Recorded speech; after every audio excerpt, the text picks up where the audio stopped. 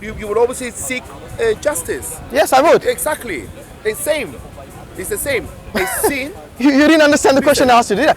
Do you think it is just? Listen to the question. Listen to the question. Punish sin. Wait. Listen to the question first. Because the wages of sin is death. How do you punish sin? How? By killing an innocent being? By death, yes. Yeah, but why an innocent being? Why don't you? The accountability is on the person who committed the sin, not on the innocent person. Because the sin was imputed to God himself. So God himself had to take responsibility for that sin and become the bearer of sin for the world. Let me ask you this question. Listen, I'm answering you, brother. You're not going to do the same with me. I'm answering you. You don't want to accept it. You say, listen, okay, I don't believe it, but okay, that's your question. No, you did not even understand the question. Forcing doubts on the scriptures, forcing doubts on the fact that someone had to pay the sins. Yeah, that's the question I'm asking you is this. Can God in Christianity forgive without spilling blood? No, because the God of was that a yes or no? I didn't hear that. No, it was no. Because he has to punish it because he's a just God, brother. No, I said can he forgive without spilling blood? Can he forgive? No, he can forgive. He can forgive without spilling of blood? He can forgive because he's merciful. He can forgive because he loves you, but he's also just. So he needs to judge and punish the sin. Okay, and where is if he doesn't judge the sin or punish the sin, then he won't be a just God, brother. How is killing? Now let's go for the last. No, you haven't finished the answer. How is killing an innocent man justice? How is it? Killing an innocent man, brother. Was Jesus innocent? He was innocent, but he willingly went to the cross. That wasn't my question. Whether he goes willingly or unwillingly, by the way, it was unwillingly, because in the Garden of Gethsemane, he basically begs God to save him from the cross. No, he didn't beg. He didn't beg, brother. He didn't beg. He was did he not put his forehead on the ground and tell God, and he cried tears, he was sweating tears of blood? Yes. Sorry, he was sweating blood, basically? Yes. Yes? I call that begging. If that is not begging, I don't know what is begging. No, but he didn't, he didn't say, oh please, I don't want to die. He didn't say it. Well, he wouldn't say it in your language, would he? He said, take this cup away from me if it is your will. Yeah, but to establish let thy will be done, not mine. To confirm your point, brother, Jesus would have had to say, listen, God, why am I being punished for this? No, he didn't say that. No. I'm not saying he did say that. I'm saying for Jesus to prove your point, he would have said, Father, I don't want to die for the sins of the world. Maybe why are you condemning me? Maybe you're not understanding the point. Then you will, look, maybe you're not understanding. You will have some you know what willingly means? Willingly means to do something without questioning. Yes? Jesus in this case not only asked God to save him from the cross. Let me finish. I'll let you finish. Let me finish. Jesus did not only ask God to basically just save him from the cross. He basically pleaded with God by putting his forehead on the ground. Yes? And he said, let this cup pass from me. Let thy will be done, not mine. Yes? Which basically shows that his will and the will of God is different. Do you agree? The will of him is no, it's not different, brother. Why does he say let your will be done, not mine? Because he had a mission to complete. Yes. That we already read in John 5:30. Trying to bail out from the mission at this point? No, bail out. Well, he's telling God to take this cup away from me. He is trying to bail out. But that's your interpretation of that, brother. Okay, why don't you read the verse and you tell me what he says? If you think I'm just cherry picking or I'm just taking it out of context, you put it in context and you tell me exactly what Jesus does during that point in time. Okay, anyway, that wasn't the main point of the discussion was the context of 5:30 and why Jesus, if he's God, he didn't know the last hour. Yeah. That was it. So the 5:30 we have already dealt with. The two main reasons. So do you think we have dealt with it? To resume John 5:30 is that Jesus has the same authority as a father because he can do. Except he can't do anything by himself. He's dependent on on God. During his ministry, he was doing what the Father was telling him to do. He was talking what the Father was everything, because Jesus is the visible image of the invisible God. Okay, you said during his ministry. Let me ask you this. Did Jesus come to the earth by his will or was he sent here by somebody else? Why is that important? Because you said during his ministry he was listening just to the Father. I'm asking you now, before his ministry, did he come by his will? Well, the Bible doesn't say whether he came by his will or not. Well, it does. It does. If you read the Bible, it does. Jesus says, I've not come by my will, but by the will of the one who sent me. Exactly. So don't say the Bible doesn't say it. It does say it. Right, but okay, so it does say it. Okay, so before the ministry, he was still subservient to Father, to his God. Yes? He says, I did not come by my will. That means his will. If he wanted to come here, he didn't come by that. He came by the. Yes, exactly. He was sent. That's a very good word you use. Because when you send someone, you're commanding someone. Yes? Jesus did not come here willingly. He did not come by his will. That is the important thing. Even before his ministry, he was subservient and subordinate to the Father. He was seeking, he was basically obeying the command of God. Now let me ask you, after his ascension. So we have dealt with before he came to the earth. During his ministry, both this time he was actually dependent and following and subject to the command of God. And now the things that only God can do. No. Yes. He cannot do. You're not going to dance around with me on John 5:30, brother. But John 5:30, give me the answer already. I already read to you the whole passage where Jesus was doing all these miracles, and this was he doing the it? Jews upset because he was working during the Sabbath. Was he doing it by himself though? That's the point. Brother, was he dependent on someone or was he doing it by himself? Brother. John 5:30 gave you the answer already. You don't have to believe it, brother. It's not about me believing. I'm telling you, read your Bible. I'm not here just to basically read you the context of John 5:30, right? And then you can either accept it or not accept it. Look. It's not about me accepting or not. I'm asking you. That Jesus was claiming to have divine attributes. No, he did not. Attributed to God. He did not have any divine attributes. If I read to you that the dead will hear his voice, that he's going to resurrect the dead, that he has been given all judgment by the Father. And at the end, look, at the end he says, I can by myself do nothing. You're ignoring that bit. I know you don't like it. No. Because, you're ignoring it. Because what you're doing is you're cherry picking verses which you like. No, you are cherry picking words. How? Because you just basically read the John 5:30. You don't like that, do you? Because it's out of context. You're taking it out of context, brother. No, it's not. The context you gave me, the context is about that. Yes. The context about that he does all these things which the Father also does. But then at the end, he gives you the reason why he does them. Because he by himself cannot do these things. He has to depend on someone who's a higher authority.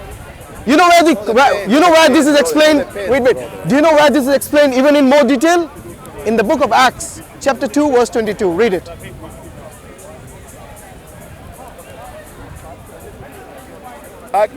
Acts 2:22, yeah. 2:22. Yeah.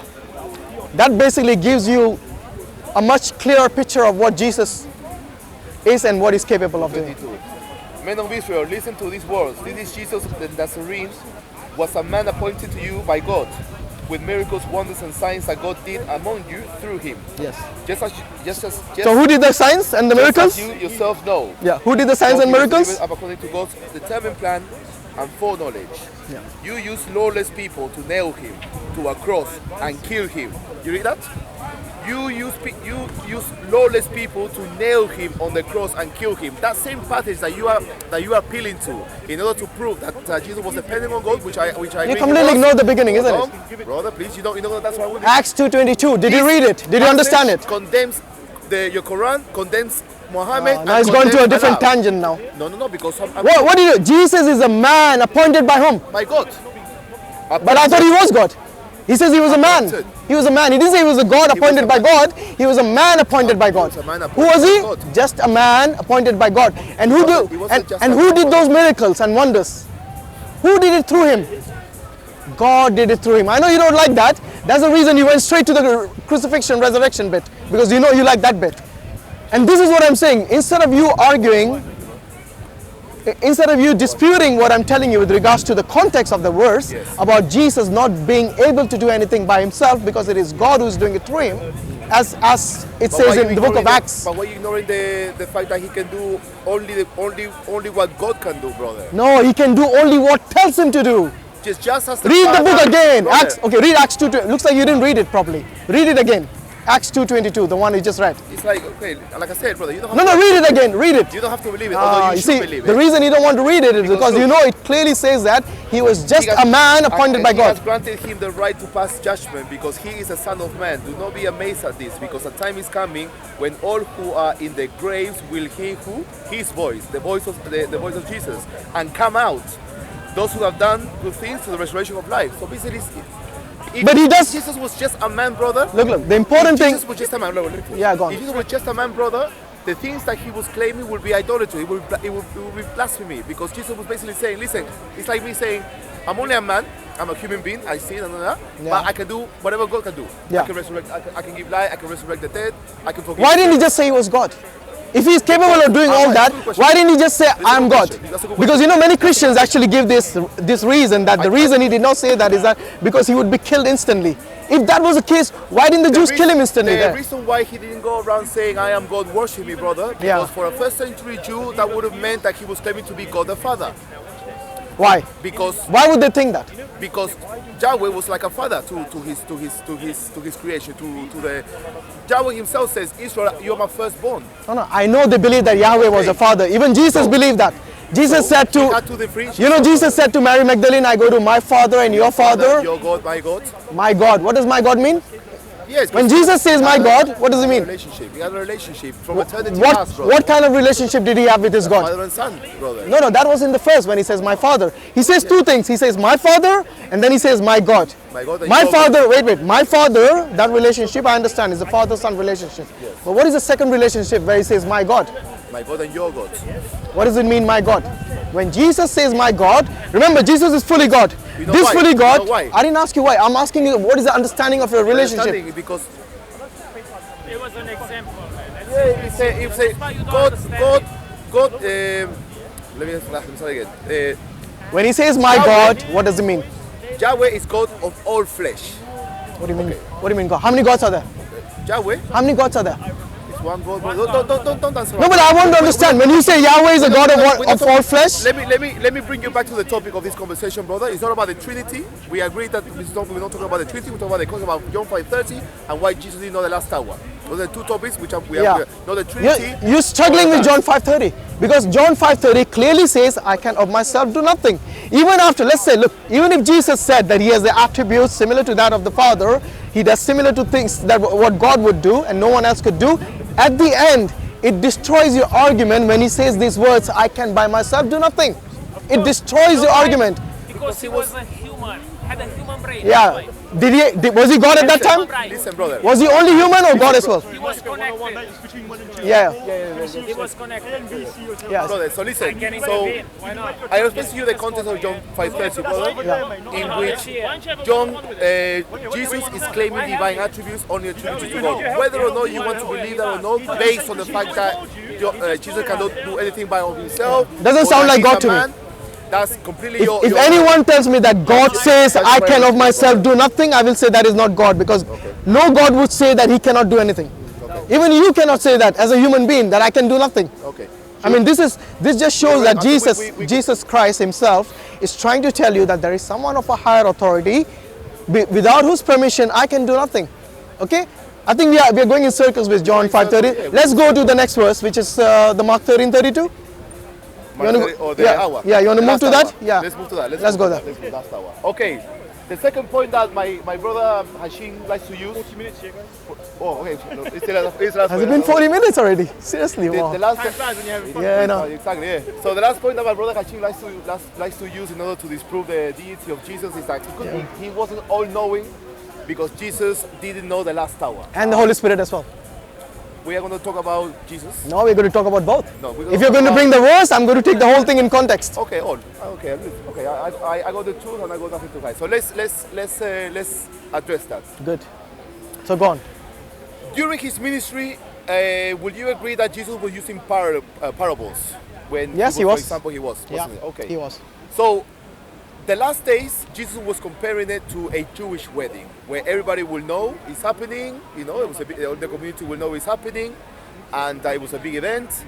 And what is the wedding in that? Is it in that context or is it somewhere else? No, I'm explaining you why Jesus didn't know the last hour, based on the biblical passage where he says only the Father knows. No, the passage about the wedding, is it in the same chapter or is it different chapter or different thing? No, I'm explaining to you. No, but I want to know where it is. So because I want you to bring the context within what Jesus is saying, not something in a completely different book. You know what I mean? Okay. Go on. That's what I told you. Jesus was comparing it to a Jewish wedding. Okay. At the time, brother, it was a big event, like today. The wedding was a big event.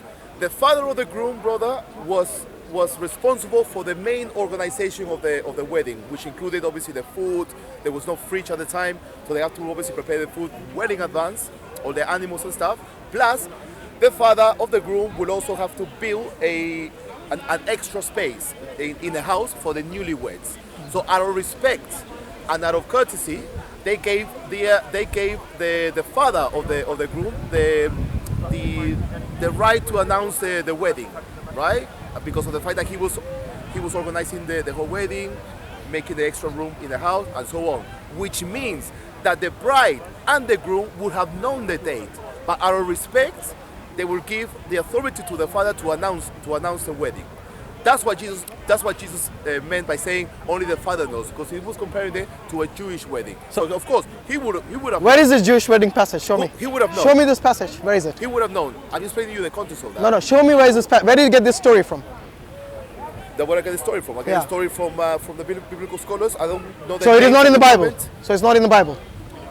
No, it's not in the Bible. Okay, so how do you know this context? Wait. I want to know how do you link the context? That's fine, biblical scholars or whatever scholars. I want to know, how do you know that this is what Jesus meant? Do you know what Jesus' intention was? Do you know his mind? Do you know God's mind? Brother, I have explained to you that it was biblical scholarship, that this interpretation has been unpacked. But how? I want to know how you make the connection.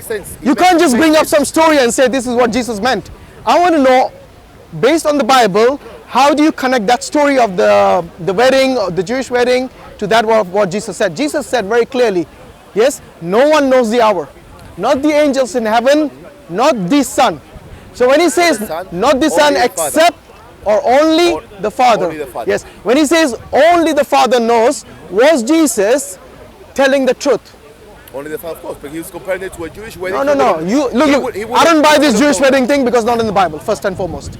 Secondly, I want to know even if it was by the scholars, I want to know how they link it to this passage, because nowhere in that passage that I've read, there's any mention of any wedding.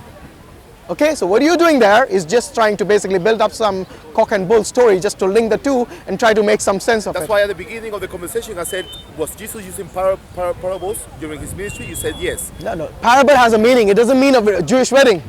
Well, he was comparing it to a Jewish wedding. No, that's your understanding. I'll tell you what, you can have a valid point if you tell me where you can actually link this in the Bible. But you're saying it's not even from the Bible. It's from outside the Bible.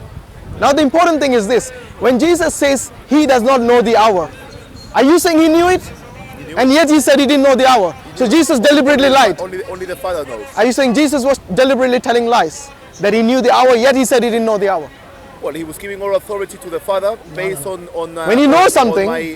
Listen, I know what you're telling me, bro. Yeah. You try to force doubts whether Jesus was lying, was saying that he didn't know the hour when he knew the hour. Force doubts? I don't have to force doubts. This is what Jesus says in the Bible, that he did not know the hour. You're the one who wants to put a spin to it and say yes, he didn't know the hour, yet he lied and said he didn't know the hour. You're making Jesus look in a very bad light there by saying that he was being dishonest and knowing the hour, yet he's saying I didn't know the hour. Okay, did Jesus ever say me and the Father are one? In what context?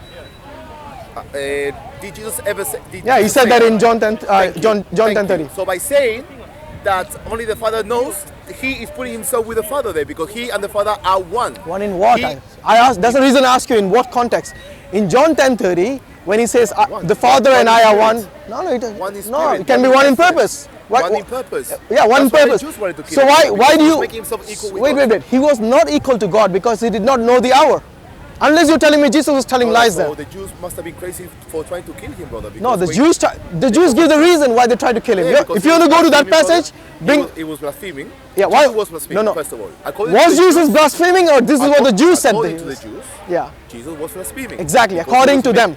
You're right, yes. Right. Because he was making himself equal with God. That's what their claim was. Yes. Exactly. And what did Jesus respond to that? Read the next passage, John 10:34, where he says, yes, that the scriptures cannot be broken. He points you to Psalms 6:30. Psalms 8. I forgot the verse even now. Psalms 82:6. That's the one. Yes, he's trying to say that they were called gods. He's pointing to the elders, the judges. Yes, he says they were called gods, and all I say is I am God's son. Yeah. He did not claim to be God. He's saying he's basically telling that he's just like those people were called gods. I'm saying I'm God's son. I'm not calling myself even God, but I'm just saying I'm God's son. And he did not claim equality with God. So basically that blasphemy. So what you're doing wait, now, wait, brother, wait. You are dismissing Jesse, John Jesse, 5:16, wait a minute. John Let me finish the 5:16, let me finish the passage. because that's what Just you're doing, because he said my father and I are one, it doesn't mean that they both are equally God. No. It just shows that they had the same what do you say, the same Essence. purpose. No essence. They didn't even have the same essence. Okay? Yes. Brother, One was like- one had a body, the other didn't have a body. It's not the same brother, essence. But throughout this, I mean, I will recall wonderful counselor, mighty God, eternal Father, Prince of Peace, and that was Jesus When Christ. was he called eternal father? I just told you, Isaiah. No, Isaiah was a prophecy. I'm asking you, when was he called eternal father? Is Jesus the father or is he the son? Eternal Father, Prince of Peace. Yeah. Did Jesus All of come for peace, by the way? Did Jesus come to bring peace? So now you're going to use a parable to say that he didn't come to bring peace, but to set man against I'm- brother. I'm asking you, what did Jesus say? Did Jesus say, I've come to bring peace? Or did he say, I've not come to bring peace, but the sword? Yes? So what that means, there you go. You will know what that means, The brother? Prince of Peace, he did not come to bring peace. What that means, brother, is that That's an irony. to be a Christian is not going to be easy, because you're going to be hated, you're going to be persecuted, and that's exactly what happened to the disciples after Jesus' ascension. That they were persecuted, My friend, and look, they were killed. look here. All prophets were persecuted, and many were killed even by the same Jewish people. Yes? Yes. This is also mentioned in the Bible. Yes. And is also mentioned in the Islamic primary sources. Yes. Now what I'm saying is this. Why would you consider Jesus to be God when he himself is saying that I go to my God? Because he's the Son of God. No, he said I go to my God. So you're saying the Son of God has a God? Because you are your mentality, brother. You are Unitarian. That's why you don't grasp it, brother. No, it's not my mentality. That is Jesus speaking, not me. Because, yeah. That is Jesus. So you explain to me from a Trinitarian angle that why would a God have a God? Galatians says that the fullness of God resides in Jesus Christ. Yeah, and what does that mean? The Godhead. Sorry. What does it mean? It means that he is the visible image of the invisible God. So if he's fully God, why does he not know the hour? Why does he die like a mortal? I already told you, because What? he was comparing it to a Jewish wedding. And that is not in the Bible. I've already told you. Okay, listen, it's based on biblical scholars. You don't have They to can read it, look, brother. in order for biblical scholars to harmonize things, they can bring up story of a Jewish wedding where the father only knows when the wedding date is, even though the bride and the groom know it. You're trying to imply that Jesus actually knew the hour, yet he said he didn't know the hour. You're trying to make Jesus into being basically insincere and telling a lie. How? Why? Because if you know something and you say I don't know, isn't that a lie? Okay, but he is one. Answer my question. Answer my question. If you know something and you say I don't know, for example, if I ask you, where did you park your car? Yes, I want to ride with you, and you tell me no, I did not bring a car Like, today. yeah, like- wait. Hear me out. like- Hear me out. Hear like me a- out. like a Hear me previous out. discussion, Hear me out. Hashim, Hear me out. you Answer know, my when- question. When we When- spoke about this Yeah, last time, when I'm and I asking- answered you, and I said like No, you he didn't had answer. limitations because he was a human being, and You just said he was fully God now. What do you mean he had limitations? now- Is he fully God or is he a now- limited he- God? Which one is he? he set aside the glory that he had with the Father. So Was he became a fully God. God or was he limited So now, God? now you know what you're doing that now, brother. I'm not doing it. You're the one doing it. It's now you are using red herrings. What changing the red topic. herrings? You brought a Colossians Changing the 2:9 in which it says, in Jesus, in his flesh, the fullness of the glory of God resides. Did he not mention that verse? In Galatians. Yes. Sorry, not Galatians, that's Colossians. Colossians 2:9, yeah? That's what is mentioned. And this is what it says. If he was fully God, why did he not know the hour? And I told you already, he knew the hour, but he was comparing it to the Jewish wedding, where the father of the groom will be giving all respect and authority to announce the wedding. So- although everybody, the groom and the bride, would have known the date. Okay. But because, Okay, let me but ask you because- this. But because the father was organizing the wedding, building an extra room for the bride, for the newlyweds, for that reason, he was giving the respect to Okay, announce good. the wedding. You know, using your example of the bridegroom and the bride who knew the hour. Imagine if somebody asked the bridegroom, do you know when the wedding date is? Yes. And he says, no, I don't know. Would he be telling a lie? Only the father knows. Yes. Would he be telling a lie? If he knew the hour and he says, I don't know the time of the wedding. Would he be telling a lie? If you look at it out of context, yeah. Out of context,